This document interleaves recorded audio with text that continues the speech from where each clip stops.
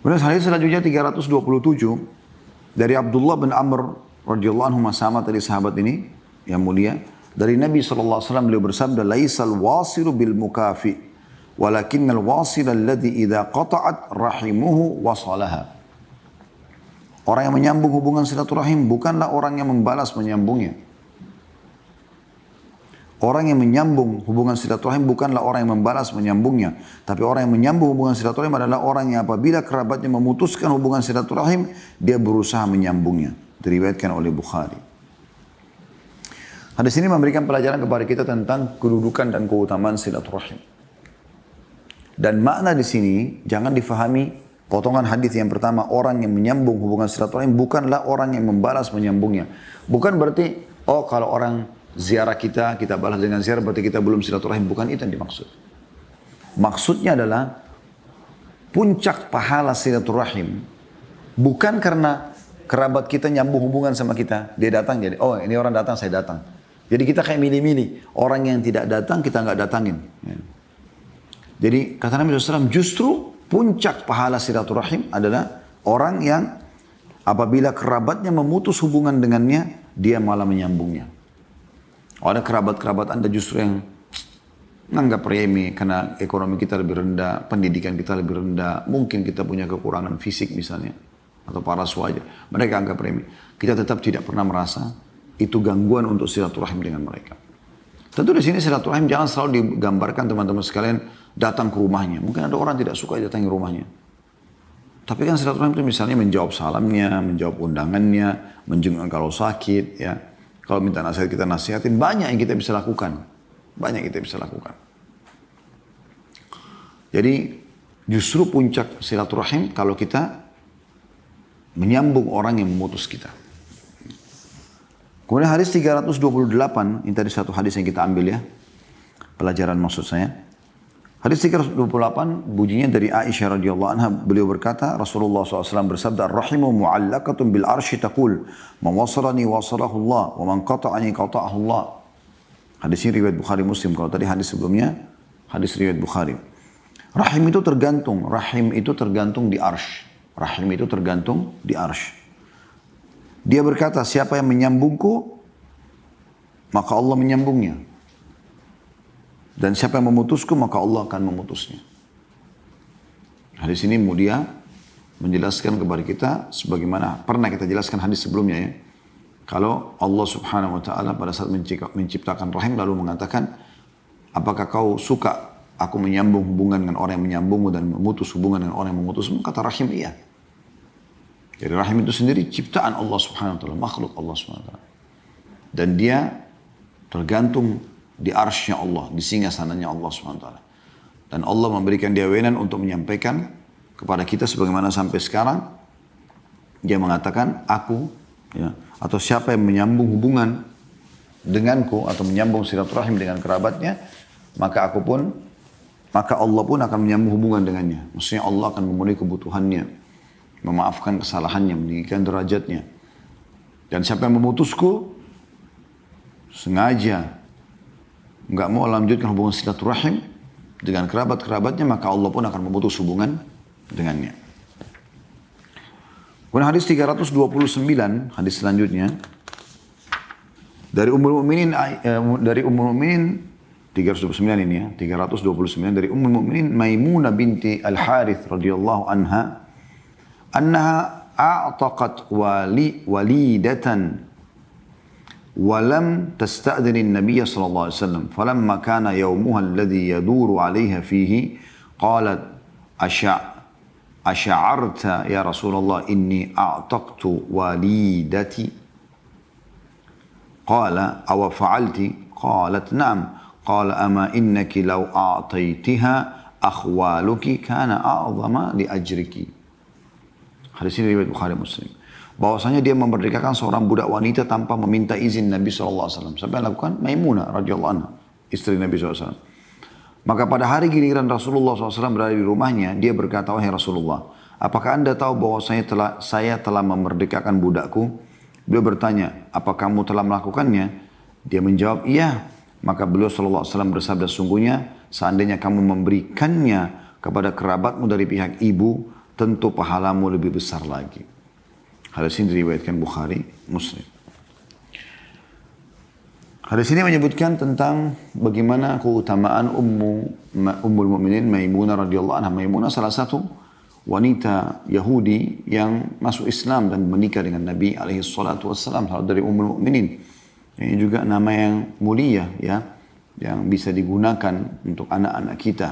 Ya, kita bisa memilih nama-nama istri Nabi SAW ya. Maimunah, kemudian Sofia, Aisyah, Hafsah, Sauda ya.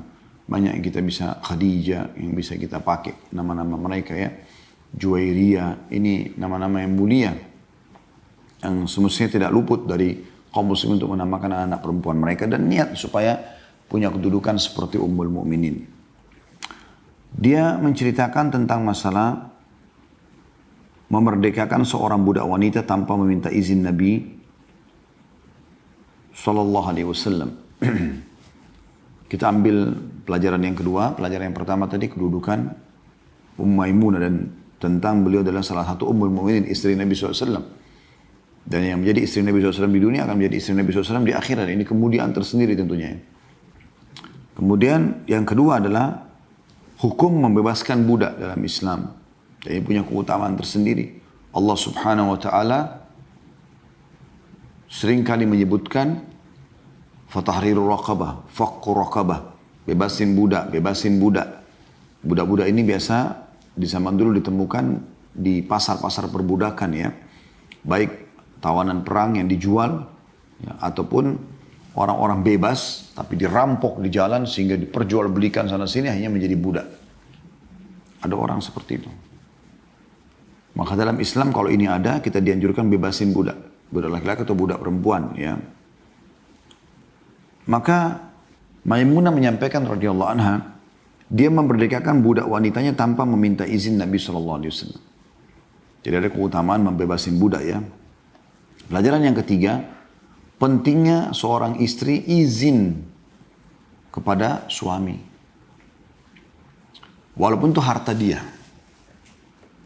Ini ada hukum tersendiri dalam syariat kita. Sebagai bentuk penghargaan terhadap suami, maka kalau mau melakukan apapun, izin pada suami. Walaupun itu harta ibu. Harta warisan misalnya. Saya mau membantu si fulan, saya mau memberi ini, saya mau bangun masjid. Minta izin sama suami. Itu adalah bagian daripada hal yang dianjurkan. Walaupun ada sebagian pendapat ulama mengatakan, kalau itu dasarnya harta dia pribadi, boleh saja.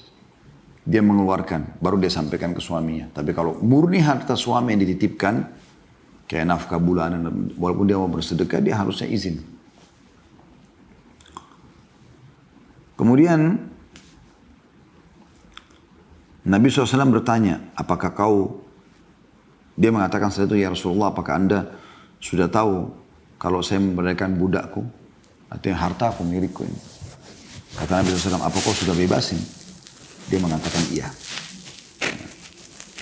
Di sini kita ambil pelajaran lain lagi bagaimana muamalah seorang suami pada istri. Ini pelajaran yang keempat dari hadis.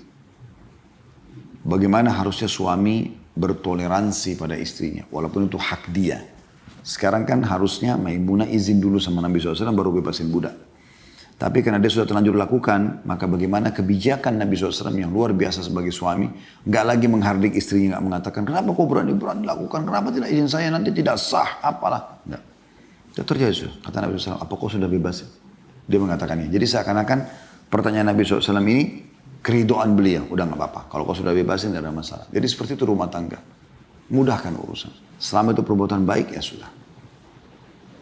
Pelajaran yang terakhir yang kelima adalah Nabi SAW memberikan masukan. Mengatakan seandainya kau memberikannya kepada kerabatmu dari pihak ibu, tentu pahalamu lebih besar lagi. Artinya dari bahasa ini Maimunah dianjurkan oleh Nabi SAW, daripada kau bebasin budak, hadiahkan saja kepada kerabat orang tuamu. Sebagai bentuk silaturahim, mungkin bisa membantu di rumah mereka, mungkin bisa bermanfaat buat mereka. Dan ini jadi saksi bahasan kita potongan terakhir, wasiat Nabi SAW atau nasihat Nabi SAW kepada istrinya Maimunah radhiyallahu anha, agar memberikan apapun yang dia mau sedekahkan karena Allah SWT kepada kerabat orang tuanya. Selanjutnya hadis 330 dari Asma binti Abi Bakar As-Siddiq radhiyallahu anhuma. Asma adalah anak Abu Bakar, sahabiat perempuan. Abu Bakar adalah sahabat. Maka kita bilang radhiyallahu anhuma. Beliau berkata, "Qadimat alayya ummi wa hiya musyrikatun fi ahdi Rasulillah sallallahu alaihi wasallam fastaftaituhu atau fastaftaitu Rasulullah sallallahu alaihi wasallam qultu qadimat alayya ummi wa hiya ragibah afa asilu ummi qala na'am sili ummiki atau ummaki." Hadis ini riwayat Bukhari Muslim. Pada masa perjanjian Rasulullah SAW, ibuku yang masih musyrik, masih dalam keadaan kafir, pernah mendatangiku. Ini kata siapa? Asma. Ya. Asma ini istrinya Zubair bin Awam, anak daripada Abu Bakar. Kebetulan ibunya Asma ini dalam keadaan kafir. Jadi pada saat Abu Bakar masuk Islam, anak-anak masuk Islam, dia tidak mau ikut masuk Islam gitu. Maka setelah hijrah ke Madinah, ibunya ingin sekali ketemu sama Asma, tapi dalam keadaan kafir. Dia mengatakan pada masa perjanjian Rasulullah SAW, maksudnya perjanjian damai antara Nabi SAW dengan orang-orang musyrik Mekah di Hudaybiyah di tahun 8, di awal-awal tahun 7 Hijriah kurang lebih ya.